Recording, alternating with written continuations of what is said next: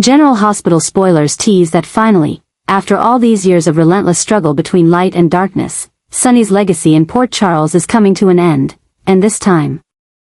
It's not a temporary blip, it's not a wound that can heal, but a permanent end. The surgery that the town had hoped would be their last chance to keep Sunny in the world has failed.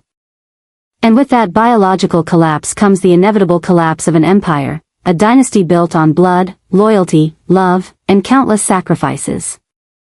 Sunny, the man who once held every connection in Port Charles, is quietly stepping down from the stage he once dominated, leaving behind not just an empty seat of power, but a void that nothing can fill.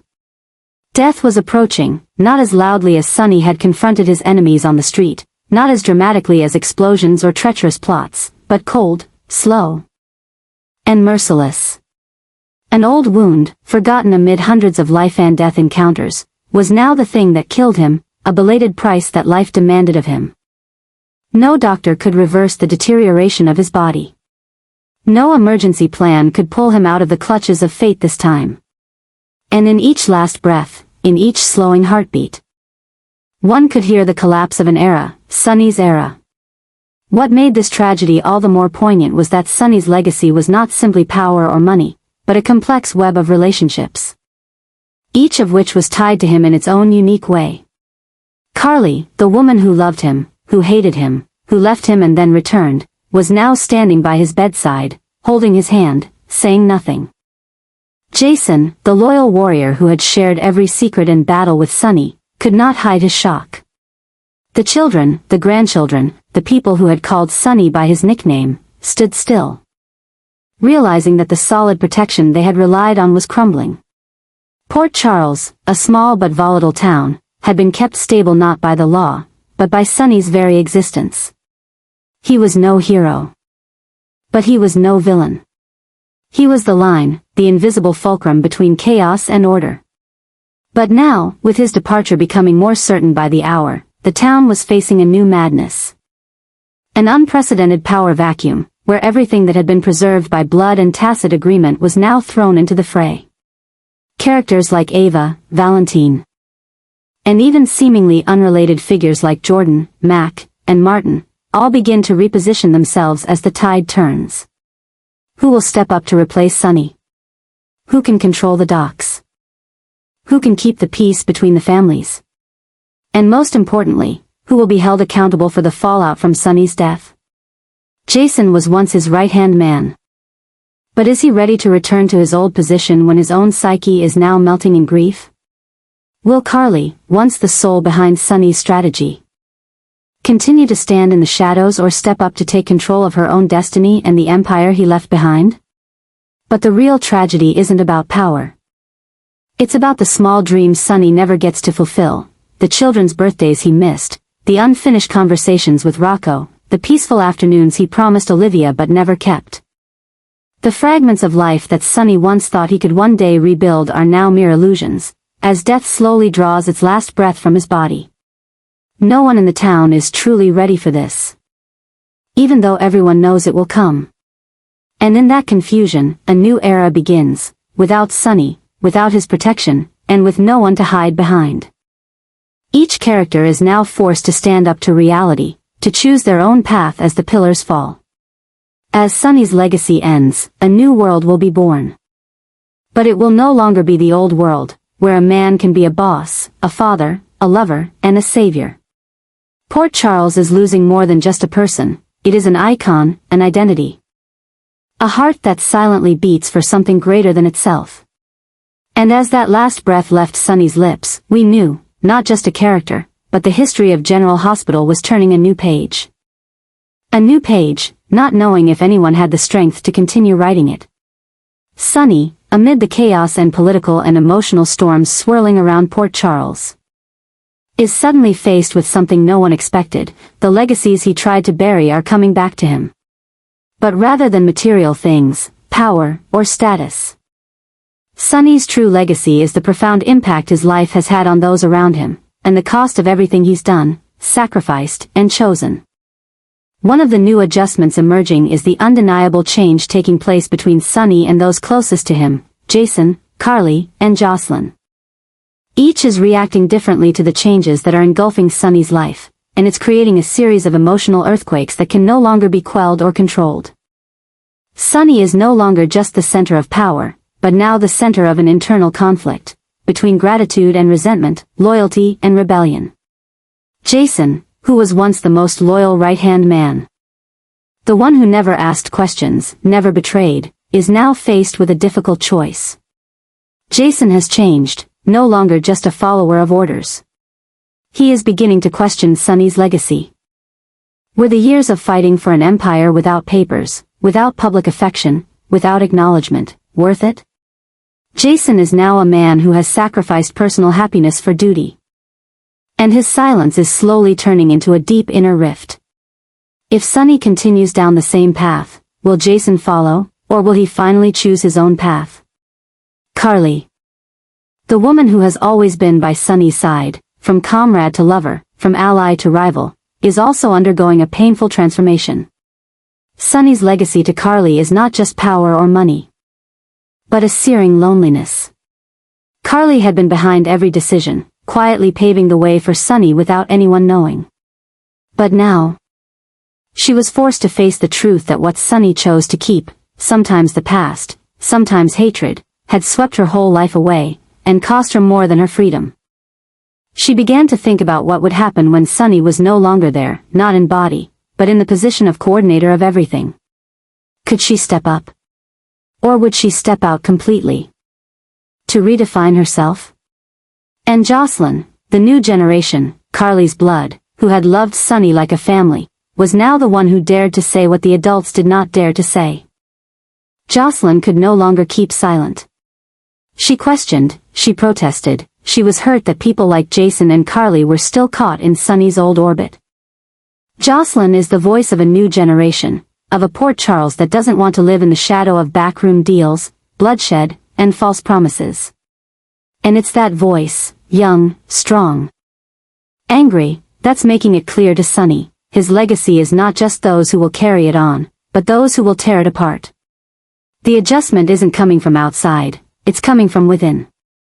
For the first time in years, Sunny is being forced to listen to those around him, not as a mob boss, but as a man lost in his choices, his losses, and the fact that he can't please everyone. The life he built with power and strategy is now cracking under the weight of emotion and the awakening of those closest to him. The so-called Sunny legacy is being redefined. No longer the chain of power at the docks, no longer the ironclad underground, but the emotional debris he leaves behind in the hearts of everyone who passes through his life. And as Jason begins to retreat, Carly begins to change, and Jocelyn begins to rebel, Sunny is forced to ask the question he's avoided all his life. Is his legacy something people truly want to keep? Or is it something they're trying to escape? An explosion is coming, not from the outside, but from within the closest relationships. And when it happens, Port Charles will never be the same. And Sunny? He'll have to choose, hold on, even if it means losing everything, or let go, to be the one left. General Hospital is entering a new era in its history, where everything viewers have come to know and love about Port Charles is changing irreversibly. At the center of that change is Sunny, a man who has been a force to be reckoned with for decades. A symbol of power, undying love, unwavering loyalty, and conflicted decisions. But now, it's all coming to an end. Not an abrupt end, but a slow, painful, cruel process, written line by a fate that Sunny couldn't fight. The recent failure of his surgery was just the catalyst to make clear what many have long suspected. Sunny would no longer be able to function in this world the way he once did. His health is severely declining, but that's just the tip of the iceberg. What is rotting, cracking, crumbling from within is Sunny's belief in himself, in his ability to protect his family, maintain order, and be in control. When his body betrays him, when his mind begins to slow, when his heart starts to pound in the middle of the night, Sunny knows that this time, it won't be an opponent out there who will finish him off. It will be time. Port Charles is no longer Sunny's domain. The order he once controlled with sharp tactics, loyal allies, and subtle attacks is being challenged by a new generation, people who no longer follow the unspoken rules Sunny set. Forces like the WSB, mysterious figures in international organizations, rising politicians, and even old enemies who seem to have disappeared, all are coming back. Not to defeat Sunny in a gunfight, but to collapse the entire dynasty he built with his life. The scariest thing is, the attacks are not directed at Sunny directly. They are at what he loves most. Michael is threatened. Jocelyn is no longer safe. Donna and Avery are starting to appear on shady watch lists. Carly, the woman who, no matter how far apart, has always been Sunny's rock, now faces a terrible decision. To continue standing by his side as he declines, or to step aside and save their family. The price of staying with Sunny has never been higher, and this time, no one is sure they can afford it. Jason, his friend, his brother, the man who once died to protect Sunny, is also falling into crisis. He sees the holes in the security net that Sunny once took pride in. He sees the fading light in the eyes of the man he once respected so much. And he knows, he is about to do what he never thought he would do in his entire life. Prepare to live in a world without Sunny. The explosion was coming, not in the literal sense of bombs, but in the collapse of a symbol, the shaking of an entire structure of power. Old enemies were rising, not out of pure vengeance, but because they smelled the blood of a dying empire. Those who had stood by Sunny's banner were retreating, taking sides, even betraying him. Sunny's death was no longer an assumption, it was an approaching reality, step by step, inescapable. And the greatest tragedy was not that Sunny was dying, it was that everyone around him had begun to accept it. Carly no longer argued. Jason no longer argued. Even Jocelyn, who had rebelled against being bound to Sunny's darkness, now looked at him quietly, as if waiting for something unspeakable. They were all mourning. They were all preparing. But no one can tell Sunny that, because to tell him would be to admit that death is near. Sunny may not die in a hospital bed. There may be a plot, a final assassination, or a painful sacrifice. But either way, General Hospital has made sure that Sunny's passing, literally or symbolically, will be unforgettable. A chapter written in blood, loyalty, and complicated love is about to close. And those left behind will have to wonder, can we go on, when this man is no longer part of the story? As the dark forces attack Sunny's family with greater force than ever. As what was once untouchable begins to falter, Port Charles will lose not just a man, but its very soul. And that will be the greatest loss the town has ever seen. Port Charles is about to enter a new era, one without Sunny at the center to keep order, and instead a war for power in the void left by the name of boss. As the leader of the mob becomes vacant, ambitious men and those carrying the ghosts of the past have begun to rush into the fight like hungry beasts. And this time, Port Charles is no longer a place of secret deals, but a real battlefield. One of the biggest new obsessions that is hanging over the entire town is the unspoken fear, who will stand up to control the entire empire that Sunny left behind? And if that person has no heart, no reason, or worse, no humanity, then all will fall apart. Because the power that Sunny left behind is not just numbers, shipping routes, or underground financial networks. It is also the respect. The loyalty that he once held dear as an art. And now everything is being auctioned off in blood. At the forefront of the war, Sidwell, Brennan, and Jason are three forces that are beginning to collide, not just for power, but for ideology, for old grudges, for personal legacy, and for loyalty to Sunny, or to their own egos. Sidwell, the dangerous upstart, makes no secret of his ambition to transform Sunny's old empire into a completely new organization, colder, more efficient, and more brutal. He wants not inheritance, but restructuring. For him, emotions, history, and personal relationships are all obstacles.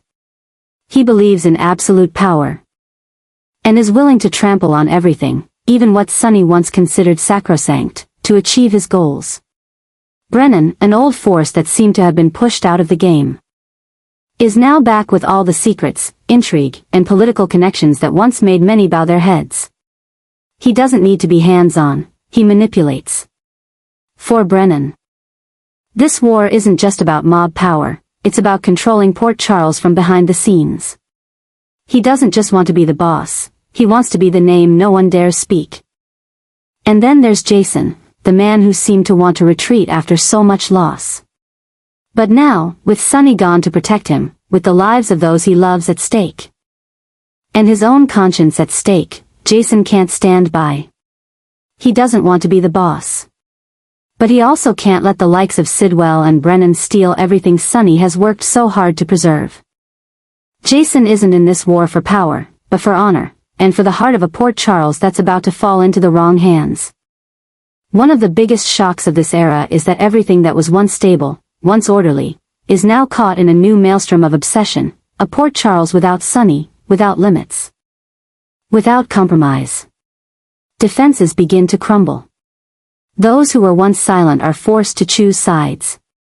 Those who were neutral are thrown into the crossfire. Carly, who thought she was out of the power vortex, now faces the possibility of losing everything if she doesn't act. Jocelyn, the next generation, sees her parents drawn into vengeance, and must choose between ideals and family.